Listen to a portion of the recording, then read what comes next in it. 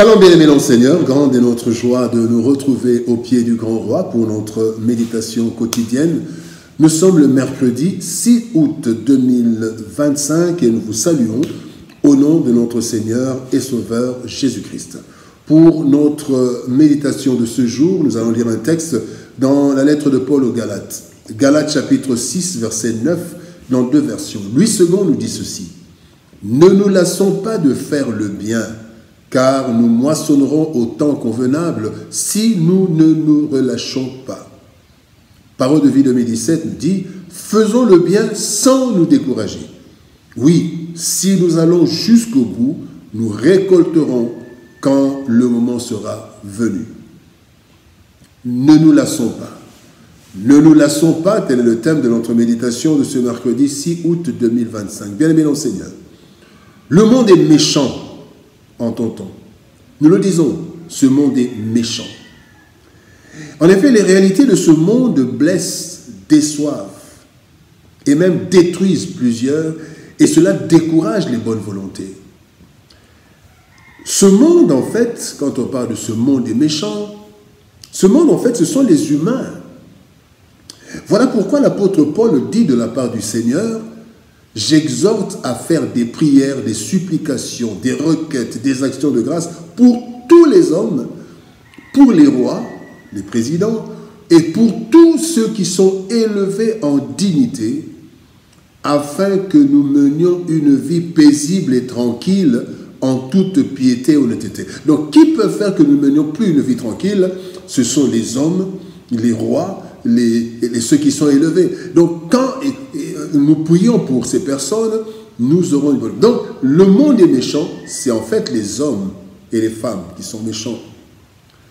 Il est vrai que les hommes, les bonnes volontés, se refroidissent ou disparaissent même devant cette méchanceté. Mais le Seigneur, à travers le texte du jour, nous encourage à faire le bien, sans céder au découragement. Ceci est une instruction divine, mais aussi une nécessité dans ce monde qui se détruit de plus en plus à cause du mal. Voici ce que le Seigneur nous communique par ce verset. Premier point, découragement logique. Découragement logique.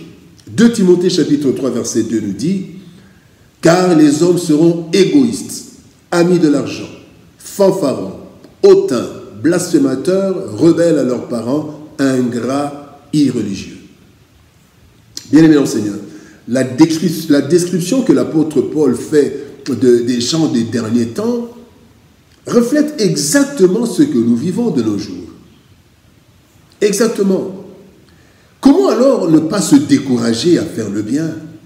Surtout lorsque ces personnes semblent prospérer. C'est ce que Asaph exprime dans le psaume 73, 73, verset 13, où il dit: « C'est donc en vain que j'ai purifié mon cœur et que j'ai lavé mes mains dans l'innocence. » Ils se décourageaient parce que ceux qui font le mal prospèrent. En fait, le constat amer, c'est quoi? C'est que ceux qui font le bien sont persécutés et ceux qui font le mal sont acclamés, élevés et prospèrent. Deuxième constat, ceux à qui nous faisons du bien manifestent souvent une ingratitude déconcertante. Troisième chose, lorsque nous recherchons un secours, personne n'est là pour nous, surtout si nous n'avons rien à donner dans l'immédiat, du moins en général. En nous disant « ne vous lassez pas », Dieu savait qu'il y aurait de quoi se décourager devant les réalités méchantes de ce monde corrompu. Le deuxième point, bien-aimé, une dette à vie. Romains chapitre 13, verset 8 nous dit ceci: « N'ayez aucune dette envers personne, sauf la dette de l'amour que vous devez avoir entre vous. Celui qui aime les autres obéit parfaitement à la loi. » Bien-aimés dans le Seigneur, nous sommes endettés à vie auprès du Seigneur. En effet, il nous a créés par amour, sans notre participation. Il nous a sauvés malgré nos fautes, par amour, et nous sommes encore en vie à cause de son amour. Quelle immense dette! Et puisque nous ne pouvons pas lui rendre, puisqu'il se suffit à lui-même, alors voyons comment régler alors ces dettes. 3 façons. D'abord, il nous a aimés, nous devons donc aimer à travers les autres. La dette d'amour. Romains 5,8 nous dit « Dieu prouve son amour envers nous en ce que lorsque nous étions encore des pécheurs, Christ est mort pour nous. Il est mort pour nous par amour, alors moi je dois faire le bien. Je retourne cet amour, je paye cette dette petit à petit toute ma vie. » Deuxième chose, il a fait de nous sel et lumière. Nous devons donc influencer positivement la terre et le monde. Il m'a donné la lumière, il a fait de moi de la lumière, le sel. Eh bien, c'est une dette. Matthieu 5, 13, 14 dit, vous êtes la lumière du monde, le sel de la terre.